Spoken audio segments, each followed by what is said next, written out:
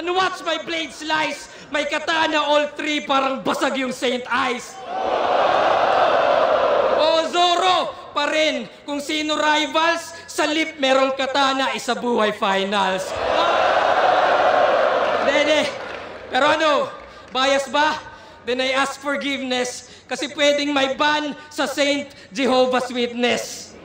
O may ban sa katana, parang modern Japan kasi di na kailangan. O may lip sa Saint, parang humalik sa simbahan.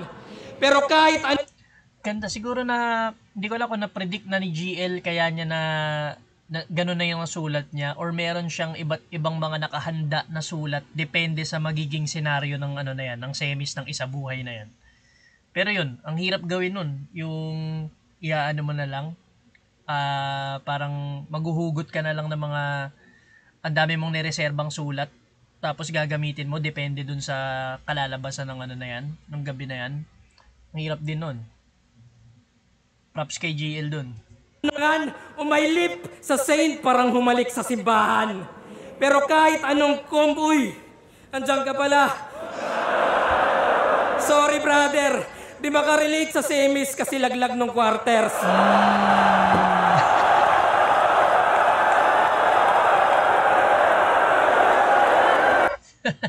Nakangiti na lang si Rafian eh.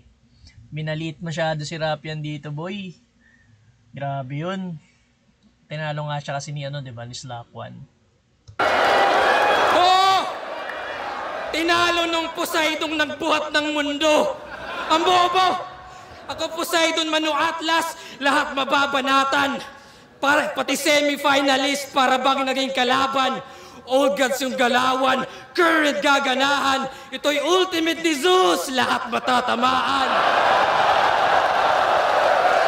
Kaya sige! Ultimate ni Zeus. Zeus sa Dota, yung ultimate niya is rat. Yung rat, pag kinlik mo yun, lahat ng kalaban sa mapa makikita mo, tas madadamage dyan. Hindi ko alam sa mga Envy, yung mga Envy yata hindi madadamage dyan. Pero yun, makikita siya sa mapa. Pero parang narinig ko na yun, yung ultimate ni Zeus lahat matatamaan. Nakalimutan ko lang kung kanino.